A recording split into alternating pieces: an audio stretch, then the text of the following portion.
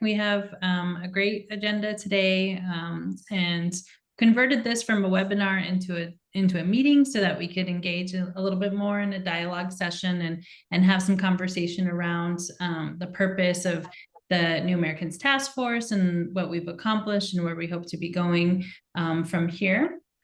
Just a reminder, I'm Natalie Aldiri, and I'm the Director of Immigration and Integration at the Governor's Office of Economic Opportunity.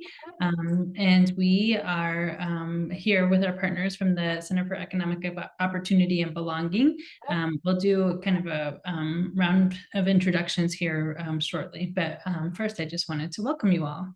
Next slide.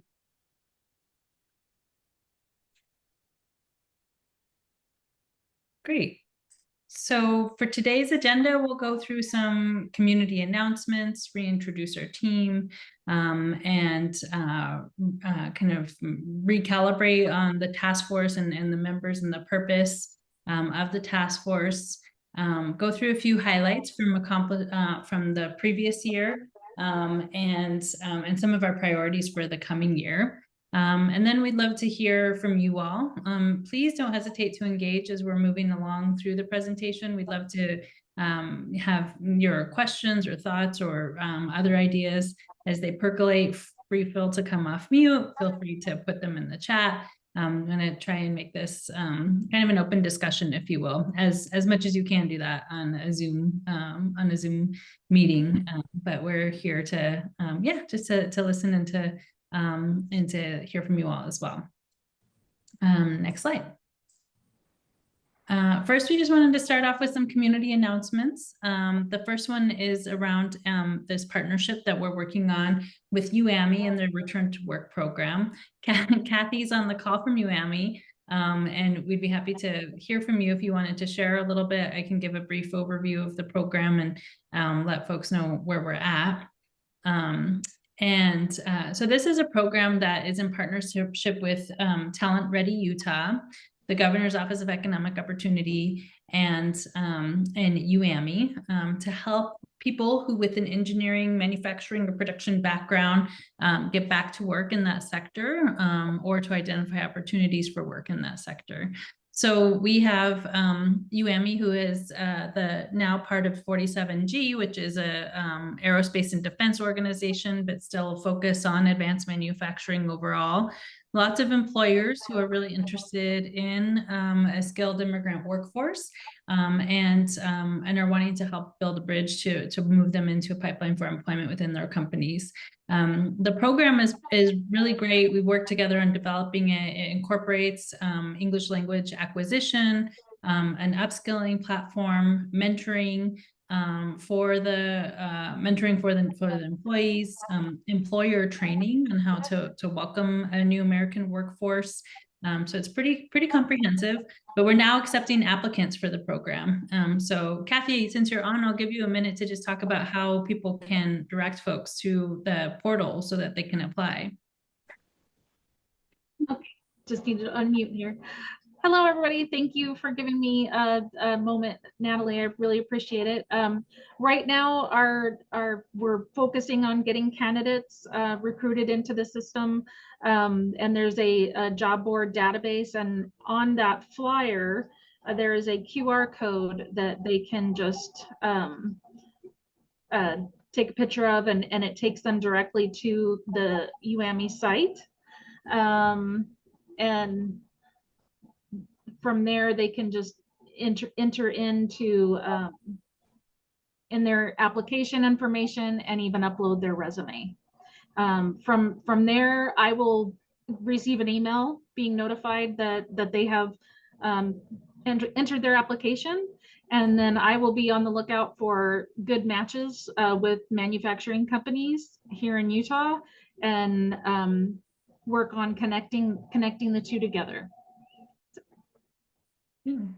Thanks, Kathy. So as we said, there's an opportunity for language acquisition. People generally need to have some conversational English to be able to move through the process, but it is designed to be a bridge program that really helps people kind of get back to work in those sectors. So please spread the word within your companies, organizations, or people that you work with, especially those who are working with some more recent arrivals and have are kind of more familiar with their education and their background. So yeah, thanks, Kathy. And of course, if you have any questions, you can reach out to Kathy, you can reach out to our office, and we're happy to assist and offer some more information. The next announcement that we have is kind of similar in spirit, but around healthcare and access to healthcare. This is with Intermountain Health. That is where they have developed a new medical assistant education program that would also offer upskilling, language acquisition, mentoring, tuition reimbursement, a lot of different kind of resources designed for a return to work population, and specifically multilingual learners or multilingual speakers to offer a pathway, and those with an international medical background, people who came as nurses or doctors or other types of professions that want to get back to work. So there's a QR code for that. Again, if you have questions on these are really in the global talent area of work that we've been doing at GOEO, and has also been part of the task force. And so just some of the kind of more recent developments related to that. Okay, and then the last thing that we wanted to share, of course, is with Living Traditions is this weekend. If you're not familiar, it's a great opportunity to go and enjoy arts, culture, music from our global communities around the world that reside here in Utah, and other more longer standing community members that engage in a variety of different ways. So there's a QR code, there's lots of things happening, but we felt like it was a good opportunity to plug this event that's happening in Salt Lake City. Okay, and then we're going to turn the time over to Rob for a moment to talk about the Connecting Utah Online and some of the state broadband challenge process that's happening. Cool. Thank you, Natalie. Can you hear me okay? Mm-hmm. Hi, everybody. My name is Rob Roque. I'm the Director of Operations and Programs for the Center for Economic Opportunity and Belonging. And one of the programs that we do is a coalition called the Utah Digital Opportunity Network. And I know I see a lot of familiar faces in this audience, which I love. It means that we're doing coalition work in a bunch of different areas.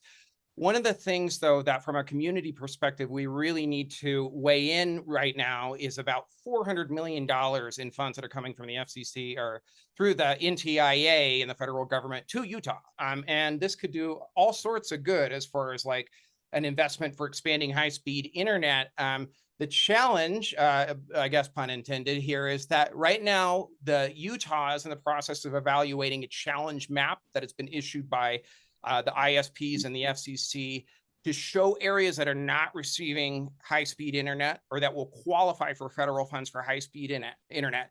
It is critical, especially with underserved demographics and with rural demographics, which I know is a lot of the groups that we serve. It is critical that we have accurate information on this map, or else that federal funding will not go to those that particularly need it most. Right now, you're looking at a QR code to go to the Utah Broadband Center's speed test area. I'm going to put some information in the chat as well. You can reach out to me, even if you're just an individual. I can talk you through the entire process, whether you want to become registered to make challenges, or you just want some help, or just want to learn some more about this whole process, just to look at the map. Happy to help you. I'll put my contact information in there. But the key is we really just need everybody paying attention to this and to weigh in so that we get it accurate.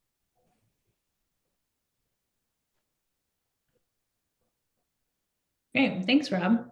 We'll pause there. Does anyone have any questions about the announcements that we've made here, or the challenge process? How to engage with that? Okay, moving on, we'll turn it over to Z.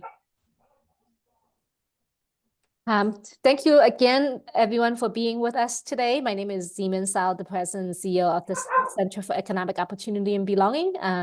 We just want to, it's been a while since we introduced a team at that are convening the New American Task Force. And just a reminder, the New American Task Force is co-convened by the Governor's Office of Economic Opportunity, the Utah Center for Immigration Integration, and the Center for Economic Opportunity and Belonging. So just really want to we introduce a team here so that you know us and then be able to contact us. We have, of course, from the Governor's Office, Natalie O'Leary, who is the director of the Utah Center for Immigration Integration, and joining her and her team is Claudia Sanchez. They are also hiring a fellowship an individual and an AmeriCorps member to come soon in the coming months. And then for my team, I want to introduce myself, which you know, Rob Roque, who just spoke. And then also joining our team is Bailey Wimes, who is the Special Projects Manager in our team. So just really quickly, just giving you guys another reminder of who we are and the team that is behind the New American Task Force. Great, thanks, Zee. And we'll have Claudia hop in and share a little bit, just a brief overview of the task force itself and some of the data on the members that we have so far.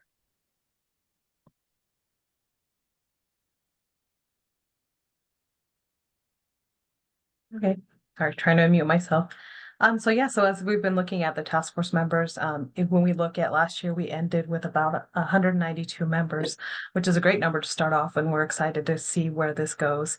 And currently, right now, as the end of April, we're at 220 members. And as you can see from this breakdown, a third of those members come from nonprofit sector. And then the next largest number is businesses and individuals in our community. So it's great to see all the involvement and all the perspectives that we're capturing through the New Americans Task Force. And so wanted to thank everybody and welcome any new task force members who are here as we move forward with our initiatives and our work.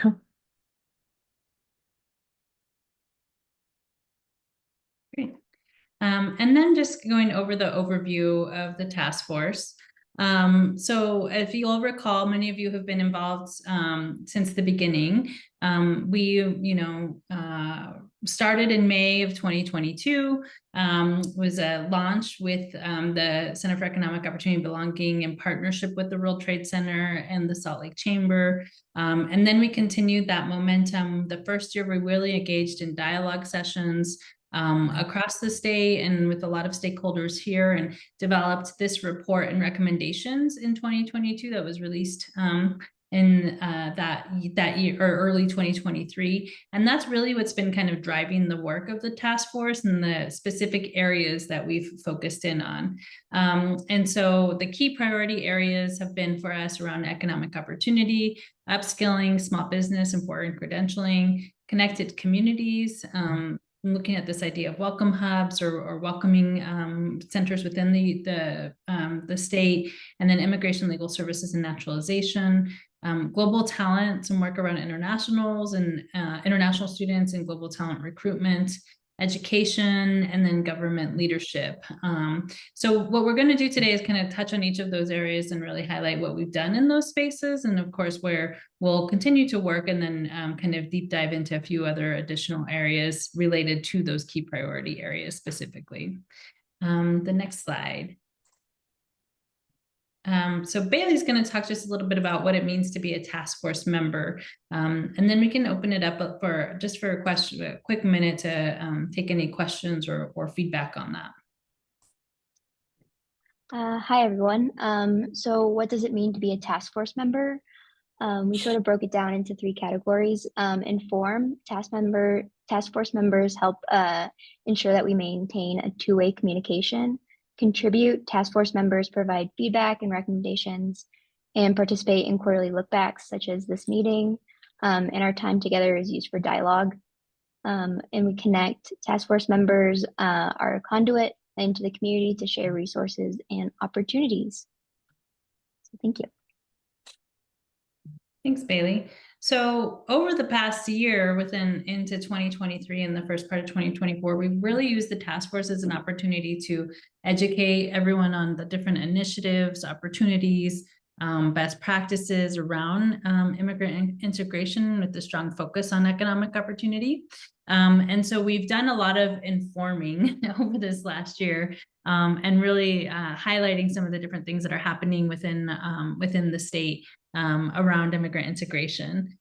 What we realize is that in doing this information is that we haven't always provided a great forum for feedback. We do post-event surveys, we host symposiums where we get to connect with people on a personal basis on around the state, and then of course a variety of other opportunities to have that face-to-face engagement. But what we're hoping to do in this next year is to host these quarterly dialogue sessions to ensure that we're fostering the opportunity to discuss challenges, issues, opportunities as it relates to immigrants and integration. And then also using, continuing to have you all be the conduit into the community to share resources, opportunities, and to provide us with feedback to the state overall. So that's what we're kind of re-emphasizing the task force member kind of charge, and what we're hoping you all can we do us. defined everything. I think that you did it. Well, I'm gonna mute Marie, and then while we are all while we're delivering information, we want to make sure that communication is a two-way street. So I'm going to pause there before we go over the accomplishments from the past year and just open it up for dialogue or feedback. What's been most helpful to you, and where with these three areas to inform, contribute, and connect, how do those resonate with you in terms of task force membership?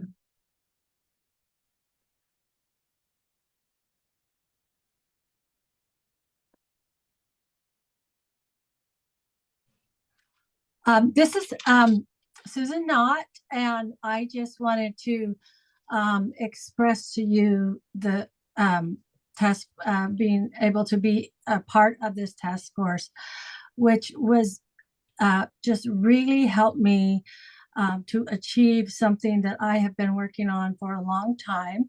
I just got my doctorate degree in educational leadership and policy, and my capstone project was building bridges, not walls, higher education pathways to resettlement for refugee-backed students. And I started with what the literature was talking about and worked on this. And as the world changed so dramatically, and there is just this growing sentiment that is harboring ill feelings towards newcomers, I got to find an answer to reframe all of this research in a way that will really have an impact. And attending and being part and listening to the experts in the field changed my entire approach of my research, and talking with a narrative inquiry to really listen to people and students. And also what came from them is what aligns with all of the research that you guys are presenting. And that is, we just reframe this as the positive influence that newcomers have on the dynamics and the economic benefits to the state, to benefit everybody. And I just switched and used so much of the data that has been presented by everybody in the group, and it just has given me so much hope to see that there is so much out there that totally puts this, that changes the narrative and gives us this counter narrative that this is a wonderful thing. And we are so lucky to have this culturally and linguistically diverse communities as part of our communities. Thank you to everyone. Thank you, Susan. That's incredibly helpful and really reaffirming to hear that we do serve a purpose, and that there's, good things that come out of what we're sharing with the community. So thanks. Any other thoughts or feedback? Just on what it means to be a task force member, how you've been able to utilize the information. What does it look like for you?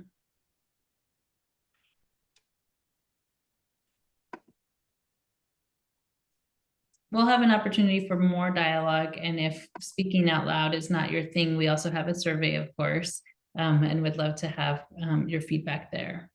Next slide. So as we move into some of the accomplishments and priorities, we wanted to take a minute to really highlight what we've done over the past year. We did host 7 webinars and had an average registration of about 82 participants register for each of the webinars, but we end up translating to about 50% attendance. So we'd love to see, your feedback on how we could increase people actually coming to the actual webinars, or if there's other formats that we can engage in. But before we kind of dig into that, we wanted to highlight some of the accomplishments. So if you'll recall, we have the key priority areas: economic opportunity, where we were looking at upskilling, small business development, and foreign credentials. We were able to increase the access for English and other resources with business and industry partners. As we highlighted early in the presentation here, we have those 2 return to work opportunities, both with Intermountain Health and with UAMI. Those were both let out as a result of the surveys and the information that we all received from the task force, to make sure that people knew or helped us identify opportunities to bridge new Americans with industry and business sector needs. We also hosted an event for educators specifically just last month that was incredibly well attended, for people who with a teaching background from their home countries, to help them relicense and become educators here. So those are just a few examples of what we've been able to do in that economic opportunity lens. We did complete the survey for internationally trained professionals and barriers to licensing. We finally have the final product completed. Next webinar or next New American Task Force meeting will be deep diving into that survey and have a more formal release of that survey. But that was a result of kind of the recommendations from the task force that we were able to fund this survey and put together a comprehensive kind of analysis of what new Americans, the internationally trained professionals more specifically, come to the United States with, and some of the barriers to entry into the workforce and relicensing. In the global talent area, we did focus on international students throughout this year, where we worked with some partners at Global Detroit, which has an international student retention program, to better understand the OPT extension for international students in Utah, which is underutilized. In Utah, we have about an 11% extension rate for Utah international students, whereas other states have an average of around 21% OPT extension. So we did go to the state legislature, ask them for some funding to pilot an international student retention program this last legislative session. Unfortunately, it was not funded, but we did lay some really great groundwork for interest in this area, and hopeful to do some more work here in the coming year. Around government leadership, one area that we wanted to work on, but we didn't get a chance to do, was around language access. We'll talk about that in a minute. But we have worked a lot around state interagency coordination. So we have a regular convening of state and municipal leaders who have work or interest in New Americans, or have an Office of New Americans within their local municipal government. We have also been working around some of the newcomer integration from the state onto local municipalities, and assisting local government with some employment authorization clinics and different things like that to help newcomers within the community as well. So definitely an area that there's that we were able to make some traction on with the New Americans Task Force, and that we'll continue to do the state interagency coordination as well. And that there's still quite a bit of work to be done on in that space. Next slide. Zee, I'll turn it over to you to talk about those other areas. Yeah, thank you so much, Nelly. The other areas that we have is connected communities, which we want to emphasize on welcome hubs, naturalization, and legal services. Just a couple of things that we were able to accomplish. The first is bridging and bonding. This is really important in terms of building community cohesion, helping individuals to understand who are the newcomers coming in, and overcoming fears and unknowns of newcomers, and be able to build a bridge for better understanding of each other. So we hosted events. I think that they are in very different forms and size. On bridging and bonding. The second one is that we did host quite a bit of work in rural communities, rural engagement symposiums. We did one in both northern Utah, up in Cache Valley with USU, and then down in southern Utah with Utah Tech. Those symposiums was really well attended, and again, being able to reach those communities outside the Wasatch Front and helping them understand how to build a welcoming community within their regions. Increased legal services was another focus. The Utah Citizenship Initiative, led by the Governor's Office Economic Opportunity and the Center for Immigration Integration, has done a lot of work, and they were able to provide several employment authorization clinics for newcomers under that initiative. The next section is education. Research for educators and families and post-secondary education. Unfortunately, we weren't able to dive deep into the post-secondary education space yet. Looking forward to have some conversations on that. But in terms of the K-12 education, we were able, through the Center for Economic Opportunity and Belonging, work with a group called Raise Up Utah, and really empowering parents and caregivers and the voice in their children's education. About 50–60% of the individuals in Raise Up Utah are actually immigrants, parents, or children's parents with children whose parents are immigrants. And so that is a lot of work being done that way. Also, some other accomplishments that are outside of the 5 areas is that we are currently engaging in a cohort experience with the Federal Reserve Bank of Philadelphia to better understand the workforce ecosystem, and the New American population is a focus priority segment for that work. Great, thanks, Zee. And then as we're looking ahead to this next year's priorities, a couple areas, we'll continue to work on the existing areas that key priority areas as were indicated in the recommendations, but really digging in a little bit more into some of the areas that we didn't make as much traction in. The first one is around language access, and so the CEOB will be leading out on some language access resources and trainings in the coming year to help organizations and government institutions understand better how to develop kind of language access plans and what to be cognizant of as they are as you're developing kind of a customer facing services and areas of work. Around connected communities, one of the areas that we're recognizing, and Susan, kind of to your point, is the importance of uplifting voices from the New American community and ensuring that people are recognizing the important contributions and who some of those leaders are and emerging leaders are within the sector. And then deepening some of the CEOB's work around bridging and bonding as well.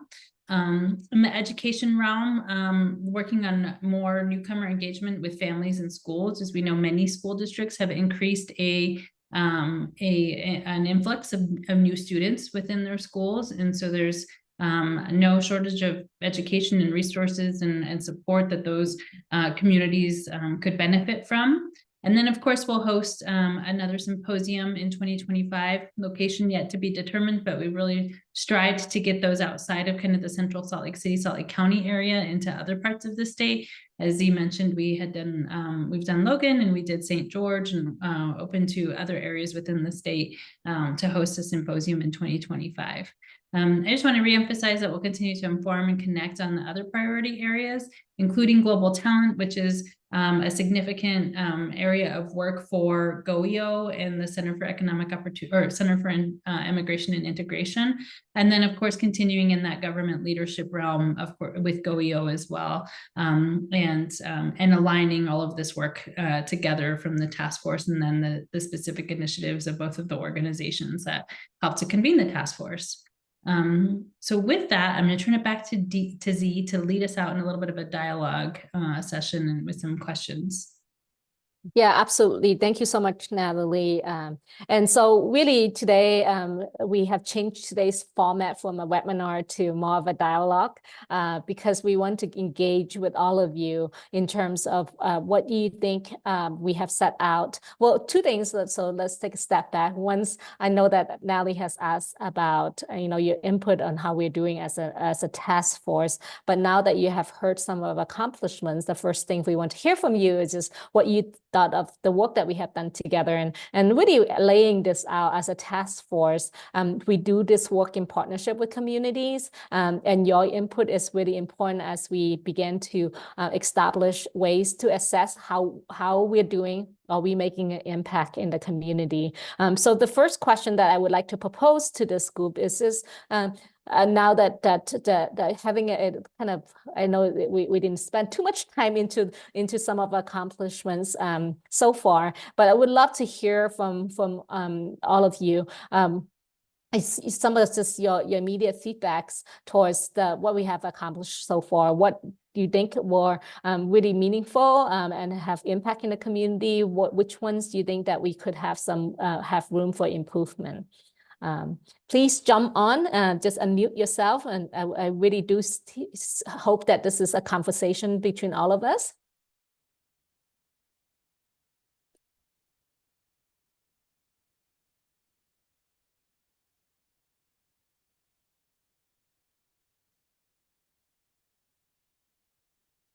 Oh, Syriac was asking if I could repeat the question. So the first question is, we have just presented to you the accomplishments over this year, and we can review those too and go back to the slides. But I want to hear from this group what you thought about those accomplishments. Which of the accomplishments you think was most relevant to your work and has impact in a community?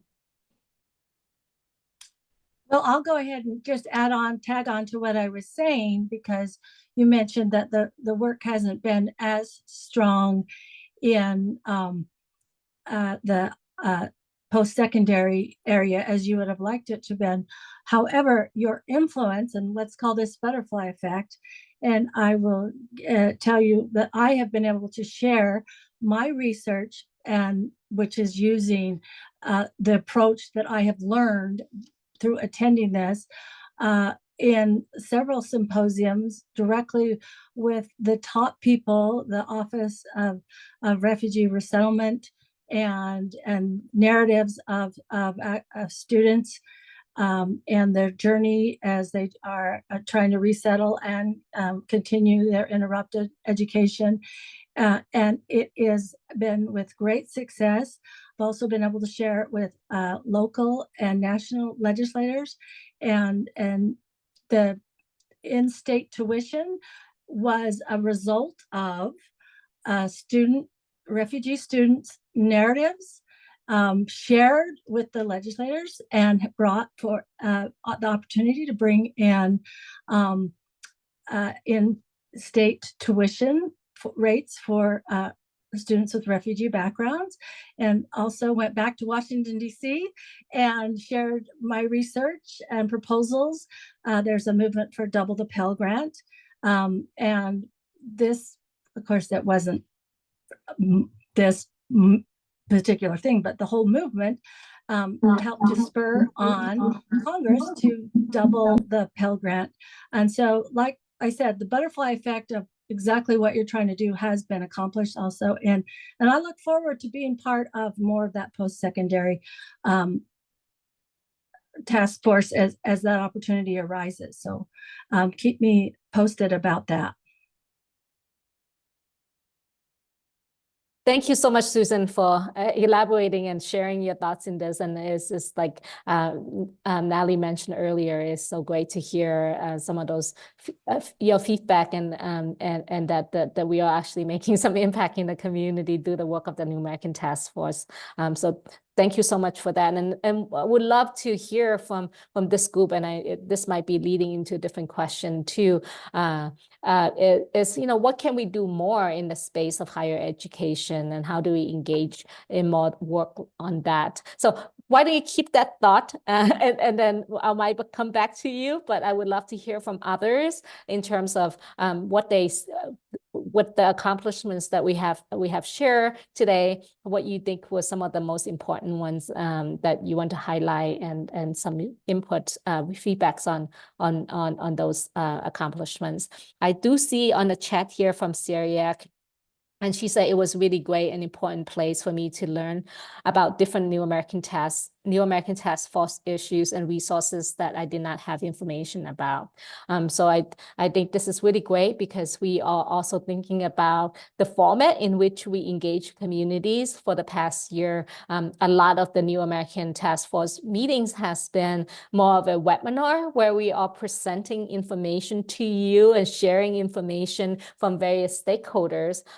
So it's great to hear back that those webinars were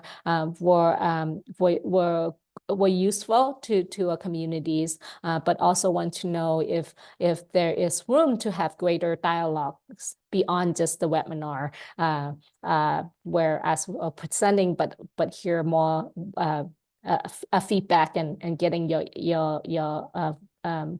getting you engaged in those conversations. I also see from Kathy also have it conducting the survey on barriers to licensing for international trade professionals. Understanding challenges in credential recognition can help one open more opportunity for skilled immigrants. I'm glad to hear that, Kathy, that you thought the licensing, the survey on that we did on international trade professionals was helpful and important. Like Natalie shared, we will be releasing the official report. Is done. We're just waiting to release it soon, and that will provide some additional details on those findings. Any other thoughts? Hello, this is Daniel or Danny. Yeah, just from what I've heard, it sounds like a lot of neat efforts, and already the amount of members that you've had in the task force seems like y'all are doing a lot of strides in just the short amount of time that it's existed. I think as a visual learner too, it would be cool to see how both of like the economic opportunity, global talent, and like the government leadership accomplishments that you all have had are like interacting with one another, and just the ways that like there might be some overlaps as well. I know personally, at least working a lot with the undocumented community, there's a lot of times that they are just stuck between like a rock and a hard place, and just there's not really any pathways to citizenship. So maybe expanding in a lot more of like those intersections and those folks who are a little bit more in like very specific circumstances, and expanding their economic opportunity, but also like professional development as well, would be really neat to just know more about, and hear more about. And as well too, I would be interested in also like seeing what kind of like pedagogies or like methods are being used, and just like as a visual learner too, just knowing in the ways that like we're interacting with the community, not only in like dialogue and conversations, but as well like in practice, and the ways that like that is documented. I know even through my role with Alliance Community Services, we don't really have a trail of that specifically, more than just like our experience with the role. But I think it's great, especially as we want to like economically empower folks as well.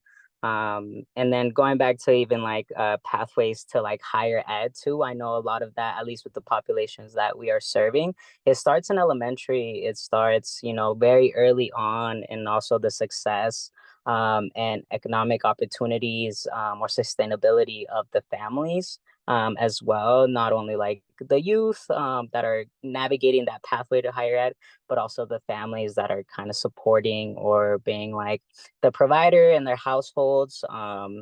And I know a lot of times too, it's a little bit of like just folks don't know like their rights, or sometimes with like the undocumented folks, they do face sometimes like labor discriminations and stuff like that too. So I don't know, just some of the needs that we've been recognizing, it'd just be cool to just voice those and bring those into the conversation.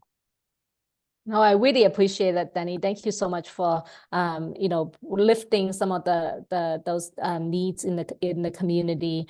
We have as team, we have been thinking about the ways to expand our reach by building additional stronger alliances with community groups that are doing amazing work, including those who are serving individuals who have mixed status or undocumented folks. And so we've been thinking about how we can bring in those partnerships to be able to serve and thinking through a more intersectional lens in terms of how do we do that work. So really appreciate those comments. I think labor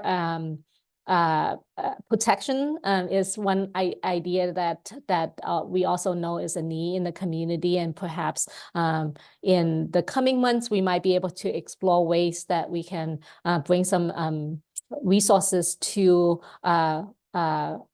resources, have some experts to talk about resources that might be able to support or educate communities in terms of labor protection. So thank you so much for also highlighting that particular element. The other ones that I also heard you share is pedagogy and how do we have frameworks in engaging with communities, community members, and being able to successfully have some models in place and be able to share that. And I think that is also another great topic that we should also think about exploring in the future, is this bringing in, promising practices, research and pedagogies, and in how we engage with immigrant and newcomer communities. So that was a lot there, Danny. Thank you so much for sharing all of that. You're giving us a lot of great ideas in terms of how we can engage and think about future events. After this, we will be sending out, just plugging in there, we will be sending out a survey to all of you, as all of the New American Task Force members, and also getting everyone's feedback on how you could guide us in terms of next steps. I have a couple of comments here on the chat. WGU would love to present to explain flexibility and resources we have for the community. I think this is also an opportunity for us to think about as well. We have brought in a lot of government agencies in the past to share resources from a public sector level. I think that there is an opportunity for us to maybe build strong alliances with communities as well as other educational institutions, and to highlight the work that they provide. And I think this also piggyback on Danny's comment about how is the intersectionality of all the works that we're doing, and how are we measuring the greater impact of the different areas that we are focusing on. Let's see.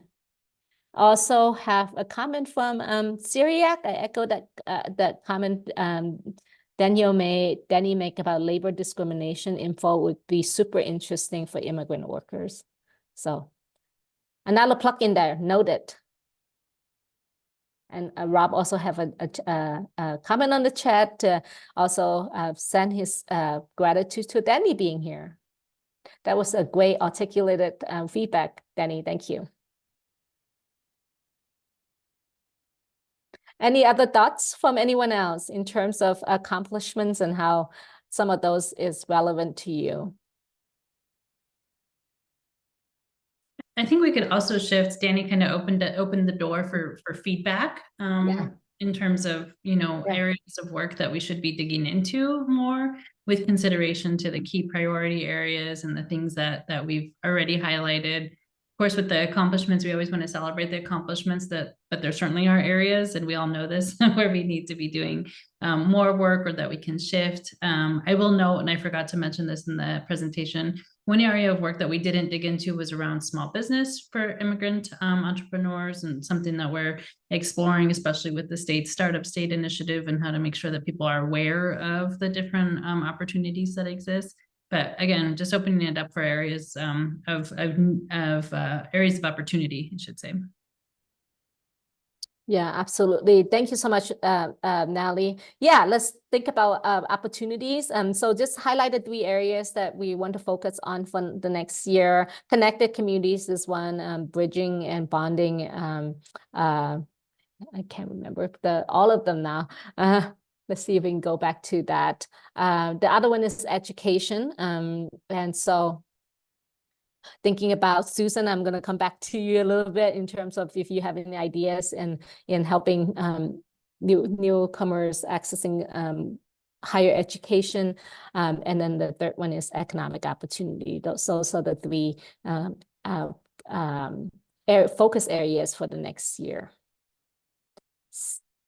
So Susan, I'm gonna pick on you since I said I was not picking you. I'm gonna call on you to see if you were able to think more about the question I asked you earlier in terms of what you see as an opportunity for us to work on in the space of higher education. Well, thank you for the opportunity to talk.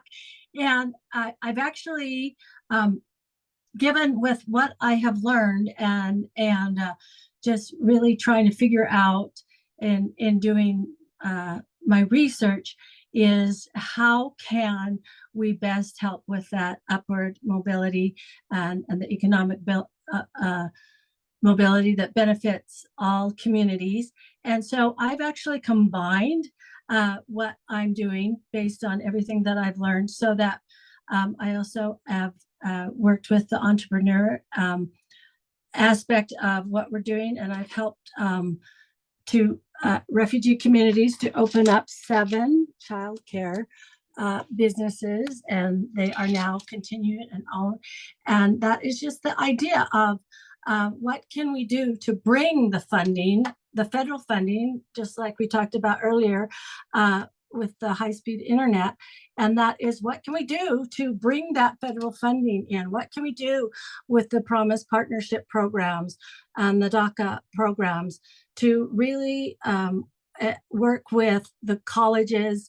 And I'm building those networks with University of Utah and all of the places where I've taught, Westminster College and Salt Lake Community College, to be able to really strengthen those networks. We also are working to build what was one of the seminars that we went to in St. George with the Welcome Corps. And there's a Welcome Corps on campus that really helps to be able to build on the idea is to just really use the available federal funding to be able to help train people with the training and the education needs to be able to help them have their own autonomy and drive their own and steer their own way as they go on these pathways. But we really need to be able to set them forth and make them clear as to be able to find the way to be able to help them. And so one of the things that I have discovered is one of the most helpful things is that if we can help and use the cultural wealth of communities, each one of the childcare centers that I have helped to open up, I've also been, they turn into community centers and they help the entire community. And so if we can just use childcare centers to find the people that would go to college if they could figure out a pathway there, then we can find those parents and help them to, and I'm specializing in culturally and linguistically diverse teachers so that the children have familiar surroundings as they leave their moms for the first time, and then helping the moms and building a holistic plan to be able to do that, and working with the Promise programs to just, and I think you guys have just said it so many times, let's just all come together and everybody bring their best efforts to reach the every zip code with those same equitable services and opportunities. Thank you so much, Susan, for sharing that. There was, I think capturing community assets is one important piece, especially the cultural assets that they bring to it. The other point that I think would be important for us to think about too is how do we perhaps help communities to leverage federal funding as well as state funding to expand programmings. And I know that Dunali's office, as well as we've been thinking about how we tap into some of those federal funding sources that are currently not coming to the state of Utah to support community-based organizations as well as other agencies to expand their services. And maybe this is a place where we might be able to bring in some of those opportunities and elements to it, especially with the unprecedented amount of investment coming down from the federal government through the Infrastructure Act, the Reduction Act, and the technologies that is coming through. Maybe this is a space where we can convene those conversations and make sure that there's intersections to New American integration in the community, which I think piggybacks to Katie's comments about building some additional alliances with national groups. Natalie, are you aware of the Gateways to Access and Inclusion Network?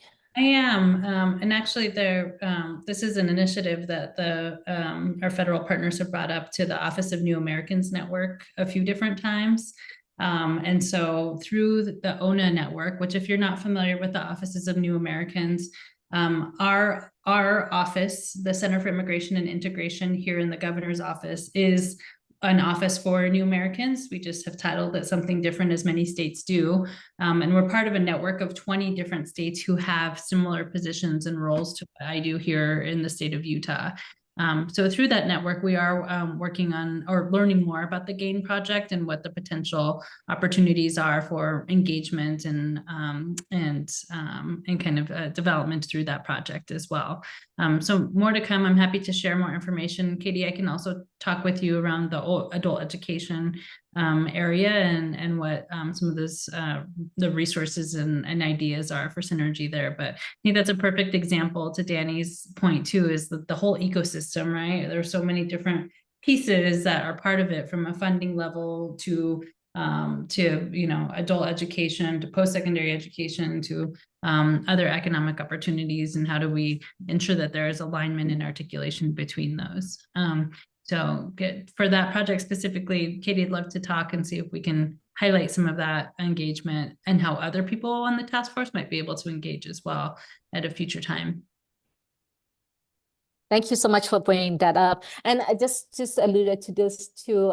The New American Task Force has regular monthly convenings. This is one of the monthly convenings that we do in terms of webinar, as well as hopefully more engagement and dialogues. But in addition to that, Dunali's office at the governor's office and the center at the governor's office and the Center for Economic Opportunity, we are all engaged in other initiatives that has really strong alignments. And so please reach out to us. We would love to think about how we can better partner with all of you.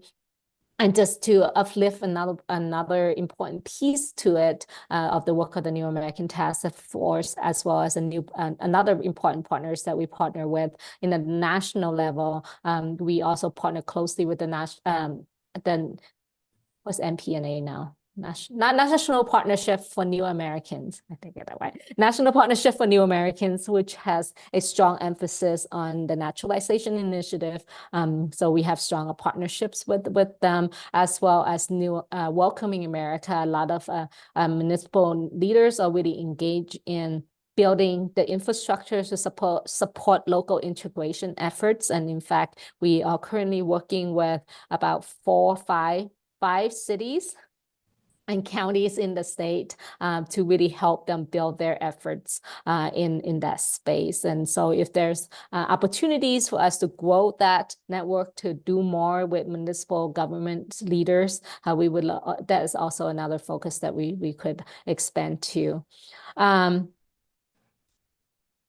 I'm trying to keep up with all my notes here. I want to go to Darlene's comments of who wants to talk more about transportation barriers and connection to resources. Do you want to unmute and maybe explain a little bit more on that comment and share with us what you're thinking? Yeah, thanks so much for the opportunity. Can you hear me? Yes, we can hear you. Perfect. Thank you. I'm Dorleen Tellong. I'm actually the Community Outreach Manager for Utah Transit Authority. And I know we've had some initial conversations with Natalie and really trying to build out kind of our communities of focus that do have some barriers in accessing transportation.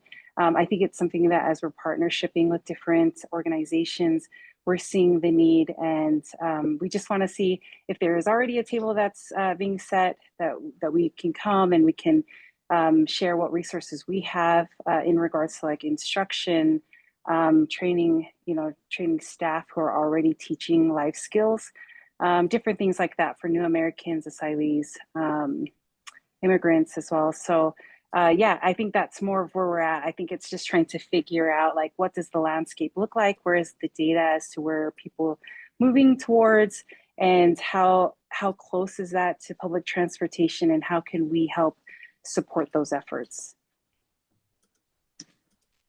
Thank you so much for sharing that. I think transportation has always been a barrier, especially for a lot of newcomers who are coming in who might not have a driver's license or access to owning a car, and that is a priority, I think, for many of the communities, and being able to work with an organization like the Utah Transit Authority to think about how we can better bridge those barriers and help them better access the services available to them. So we'd love to continue to have a deeper conversation on that. I know we have a couple of partnerships we have done with UTA in the past.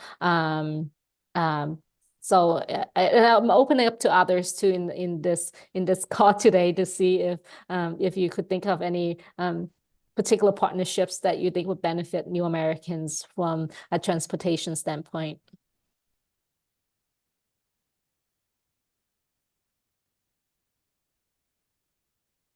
And feel free to chime in if you think of anything. I think the advocacy is being brought up again with Katie. And that's in the space that I don't know if the New American Task Force has really focused on is advocacy, and we have to be careful in terms of that. But I think there is a room for us to help build the capacity of community-based organizations as well as other stakeholders to be participate in democracy and advocacy. And we are doing some of that through the Raise Up Utah Coalition. And for those of you who are interested in advocacy and movement building around the K-12 education space, we encourage you to join the Raise Up Utah Coalition. Also, piggybacking on that, on Danny's point, I know there's a lot of resources out there, and thank you so much for bringing up the LGBTQ and LGBTQ chamber. I want to make sure I get all of those acronyms in there. Natalie also mentioned that her office is partnering with us to put together a newcomers guide. We would love to include some of those resources in the guide. So we'll be reaching out to you shortly to make sure that we could add you to that resource guide that would be make available for newcomers.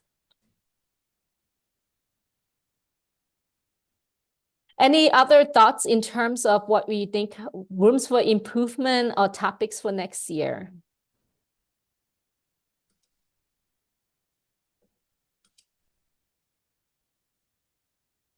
I think that just more digging into that, is there something that the task force is not doing or something that we could be doing better that you see? And this is a safe space, and Z and I have thick skin and you're not going to offend us in any way. We just really would love to hear like what could we be doing more of, what could we be doing better within those kind of either key priority areas or other issue areas.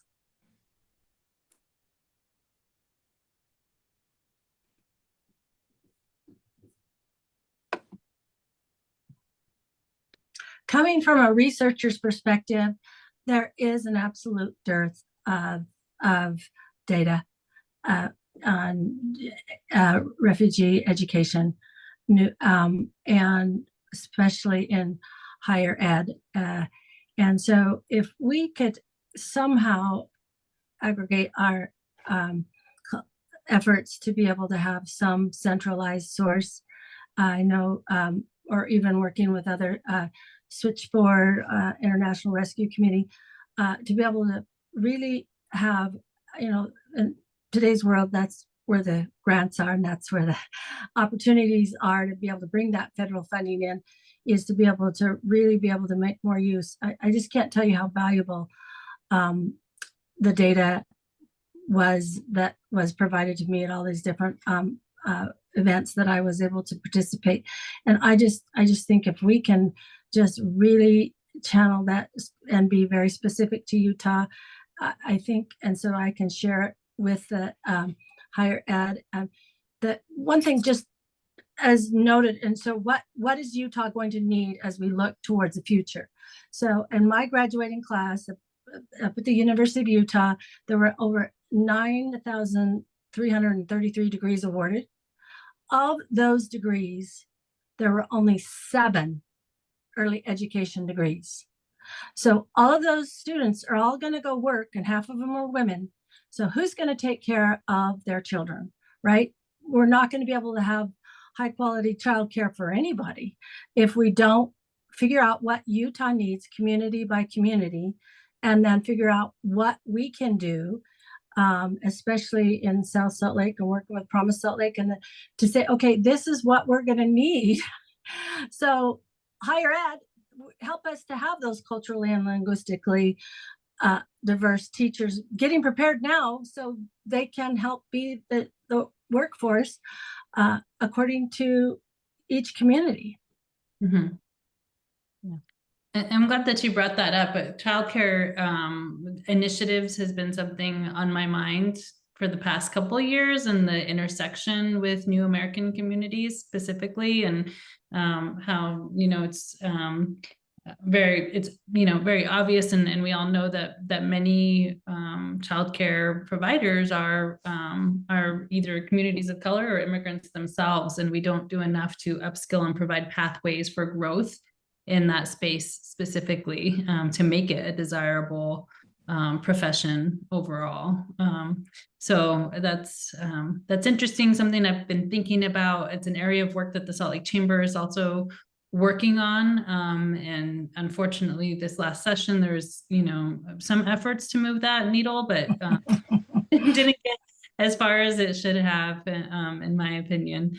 But that's an interesting space. I'd love to explore that a little bit more through the task force, and see if there's an area that the task force can weigh in on that conversation in alignment with some of the other initiatives that are already happening. So yeah, well, especially I think the intersections between childcare and small business entrepreneurship. I know that both Natalie and I come from the refugee services background, and actually through a partnership with International Rescue Committee in Salt Lake County, we brought the first childcare entrepreneurship program to Utah. This is probably twice. This is funding through ORR, and so understand that very well in terms of childcare, but culturally linguistic childcare, and how do we make the intersection of that and entrepreneurship. So maybe that's something that we can dig deeper into, and have some guidance and conversations on what are the promising practices and learning tips that we might be able to help put some data in place, research in place, but also make some guidance and recommendations in terms of how to invest and expand the current efforts. Okay, let me see. I'm starting to take myself off mute to address exactly that, Z. We're wrapping up. We have that program running again in partnership with IRC. We're wrapping up the last cohort now, but we found, even with having the funding and the capacity to run it over the past 2 years, the requirement of landlord approval to run an in-home daycare has blocked so many people from participating. So I don't know if there's room there for legislative push or what can be done for that, but there were a lot of people interested. From what I've heard, it's city by city. So each city will have their requirement when they're filling out their in-home childcare business, that if they have their landlord's approval or not. So we've been trying to get to the root of where that requirement is actually coming from, but I know that was a barrier to a lot of people participating this past year. Yeah, absolutely. I think when I was running that program 6 years ago, that was the barrier. And even though coming from a county standpoint, I was working at the county at that point, it is city by city and every city is different. We did try to make some efforts in pushing for greater common acceptance with the cities, but the politics was not in our favor at that moment. But doesn't mean that we should not revisit that, because there's a barrier not just for refugee childcare providers, it's a barrier for all childcare providers. And in today's conversation, where we couldn't find any childcare, when we are lacking so many childcare, the need for childcare, I think that we need to think up beyond the box. So thank you so much for bringing that up. Syriac, you did have something on the chat. Some of my colleagues of Voices also work on childcare policy. Okay, yeah, maybe that's a space we might be able to dig deeper into, and even just understanding the landscape and challenges of childcare from a New American perspective. Mm-hmm. I also have connections with the federal programs, the Grow Your Own programs, and I would love to be able to get some, and I've just been very passionate. As you guys can see, I'm very passionate. And so I'm in our Zoom meetings, and I'm part of communities of practice. And it is that, like I'm saying, there is so much federal funding for that. And what it's doing is to build your own workforce. So it's the higher ed piece, but it's building the culturally and linguistically diverse workforce for the 0 to 5 group and all the way through high. And there's funding all the way through high school. So, and then using those high school students to be able to help them, encourage them, and give them incentive to be able to do, like you said, the early childhood education career track. So yes, I would love to be able to get some more help and bring those federal funds to be able to help launch those programs. Would be wonderful. Great. Well, maybe that would be a side conversation or a follow-up conversation building on today's momentum. This is why this type of conversation is important. And I think that we will, moving forward, try to host this on a quarterly basis so that we can identify servicing themes in the community. Because I think at the end of the day, the task force should be here to respond to some of the emerging trends in the community and be able to address them more rapidly. So thank you for this conversation about childcare and the intersections of childcare and entrepreneurship, as well as barriers with New Americans and challenges with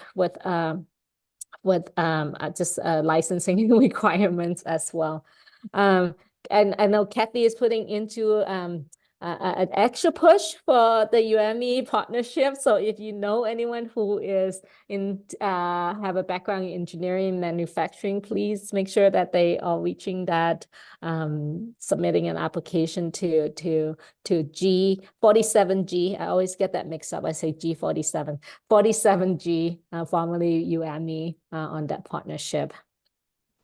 Any other thoughts? I know we're running towards almost towards the end, so please chime in if you have anything. There are folks in here that we haven't heard from yet, so this is your chance to share with us how we can do better. If you have ideas for what the task force should be focusing on, this is your opportunity to share it with us.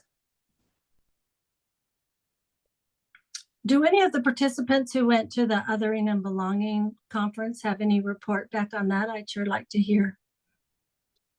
Yeah, I'd love to. And maybe I'll pass it on to my colleagues, Bailey and Rob, to see if they want to share some of our learning takeaways. We did wrote an article about our learnings, and I know Bailey is dropping that on the chat right now, but also open it up to Bailey and Rob to maybe share what we took back from the conference. Yeah, happy to. Hi, everybody. Yeah, the Othering and Belonging Institute is a Berkeley University program. And some of you that have been following us, we've had Professor John Powell come out and talk about his philosophy about othering and belonging. This institute was a conference with a whole bunch of speakers talking about different elements of this, with the underlying theme being, how do we create belonging without othering? And it's something that both people that are conservative and liberal and all over the spectrum often just even accidentally fall into this othering, and trying to figure out strategies to avoid that is kind of that's a lot of what they talked about there. And John Powell has a new book called Belonging Without Othering.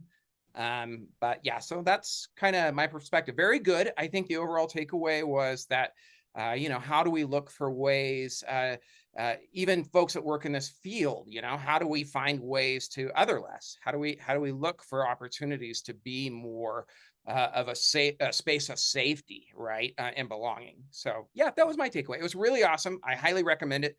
And it's about as funky as you can get out in Berkeley for an educational seminar. Bailey, you want to share some of your thoughts, takeaways? Yeah, sure. One thing that really stuck out to me was the concept of radical empathy. A lot of times we're, in the hustle and bustle of our daily lives, and we hear a comment or see something that we don't agree with, and we, go on defense mode immediately. And they sort of talked about, stepping back and really seeing and witnessing other people's humanity. A lot of times we aren't, witnessing and validating and respecting other people's humanity. And that's sort of the first step in building belonging. And belonging is, our solution to a lot of the problems we have. So yeah, that was really powerful takeaway for me. Yeah, and tying it back to the work that we do with the New American Task Force, one of the themes that was shared is that a lot of fear. So there's the world today, not just in the United States, but around the world, we are seeing more change than we ever been before. And I think human movement, a mobilization of individuals across the planet is contributing to that change. And we're seeing that with the influx of immigrants coming in, asylum seekers, refugees, so on and so forth. And with this change, there's fear and anxiety. So when people don't know what is ahead of them, they tend to make up stories of what would happen. And what we are hearing a lot now, and tying back to the immigration narrative that we are seeing, is that people are making stories that are fearing of what is going to change. And what is important for us to, when we're engaging in this work, is that we must think about ways to share a story of the future that is inclusive of everyone that is in there. Just because a demographics are changing, that's just because we have more newcomers coming in the community, it doesn't take away from who you are as a community. It actually builds a better communities together. And so as practitioners in doing this work, we have to be able to articulate a future that includes everyone, that doesn't take away from the receiving community as well, and to help combat that fear. So I think that narrative is important in terms of how we frame this. And you alluded to, Susan, you alluded to it earlier, that by welcoming newcomers coming into it, we don't take away your space at the table. We're actually creating a bigger space for everyone. Bigger banquet for everyone.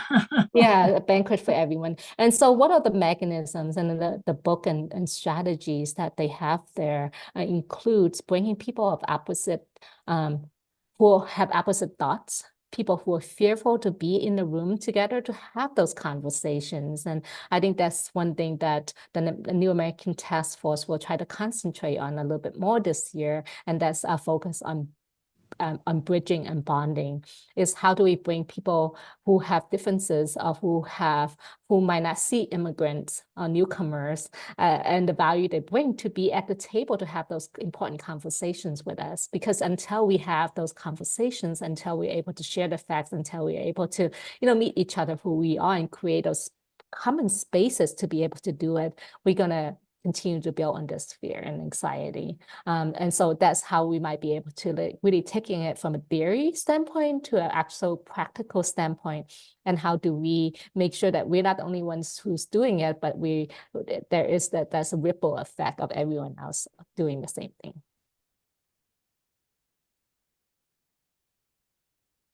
So that was some of the takeaways, but encourage all of you to read the article or buy the new book, Belonging Without Othering. We have some time left. I know there's another. Thank you for creating the space to learn all about your hard work. I'm excited to continue learning from you and exploring possible future collaborations. I'm establishing the My Brother's Keepers initiative started by a former President Obama here in Salt Lake City. Carlos, do you want to share a little bit more about what you do and where you see the intersection is to partner with the New American Task Force?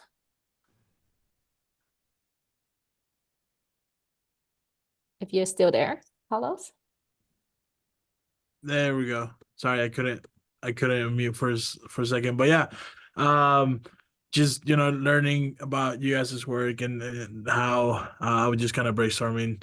There's a lot of potential collaborations, in particular, the work that we have with boys and young men of color here in the state, and I mean just hearing all the initiatives and the work that you guys are doing.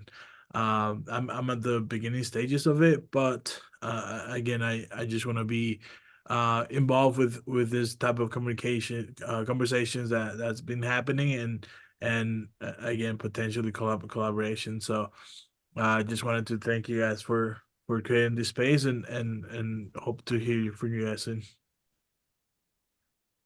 Thank you so much. Claudia had put a link in the chat above.